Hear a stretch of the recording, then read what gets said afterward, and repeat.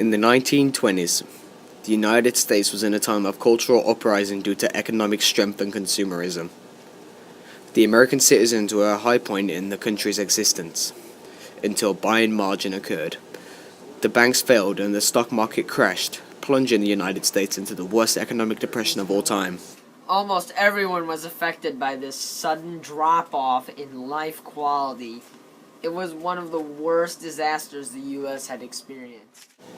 The United States had never gone through something like this, and the country's response would define a generation. During the Great Depression, the United States went through a variety of changes, including the way the government handled situations politically and economically. The Great Depression had completely turned the way economics were in the US. Instead of a large and powerful economy where people were well off, it had shriveled into complete destruction. The 30s crash had destroyed this upcoming power we had in the United States. The 20s economic prosperity had completely died. And now, the burden of the hour. Hoover had completely given up, but the new leader, with a New Deal, was on the rise. Those times were awful, but hope did come, with FDR promising a new deal for the United States people. Franklin Delano Roosevelt, better known as FDR, the Democratic leader, sought to intervene instead of doing nothing, as Hoover did. The two New Deals eased its economic woes, but it would take a world war to bring America back out to its former glory. FDR never brought the U.S. out, but World War II would end the Depression forever. As the light came at the end of the tunnel, a new threat faced America's heartland: Black Sunday. The economic goldmine of the central U.S. had been destroyed due to the Dust Bowl.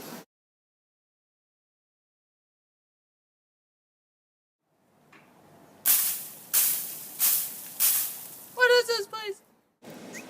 The New Deal attempted to reform the short economy and end the suffering of America's wallets. FDR's New Deal programs were a step in the right direction and served as a contrast in ideology to Herbert Hoover's poor administration, giving the people what they thought would help fix the country. The Great Depression through World War II was the point in history where the United States refused to give up and fought their way to the top.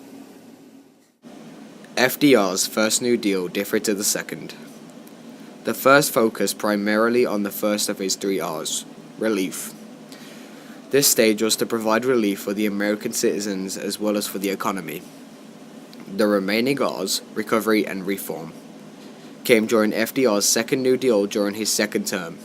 These stages made programs that brought back the former economy and made sure they would never happen again. All of these programs took time to somewhat work, which is much more than Herbert Hoover had ever done.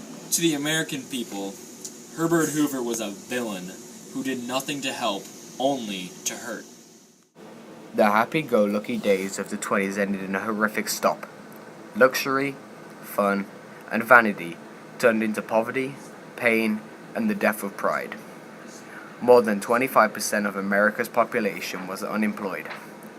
People lived in shantytowns, known as Hoovervilles. People went from living large and partying it up in the roaring 20s to living out of a box with little to no food.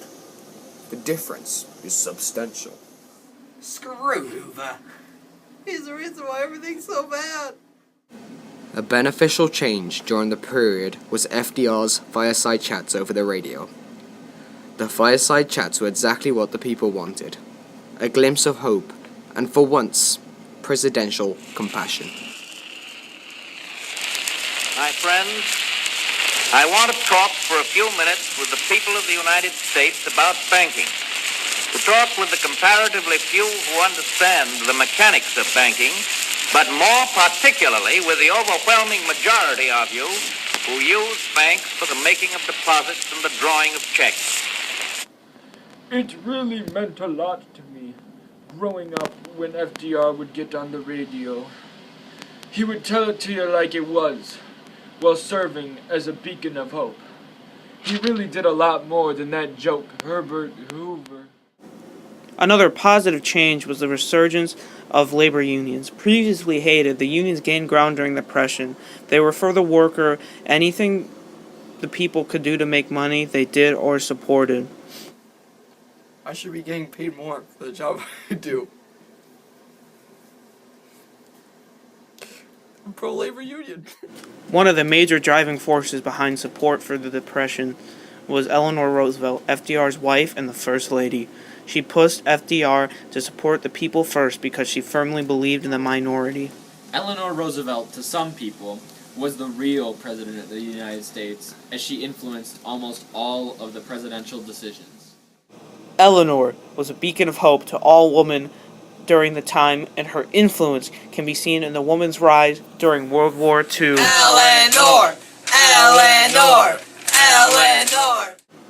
The American people during this time had the most significant drop in standard of living, from being the elite to dropping to the lowest of lows in poverty. This generation would be the strongest in history, coming out of the World War II, and would define ideologies for the future. Politically, the U.S. changed substantially, mostly through FDR and his New Deals. The New Deal was revolutionary compared to Hoover's administration. Prior to the New Deal, Hoover basically did nothing to combat starving people in the streets except to tell them to ration their food.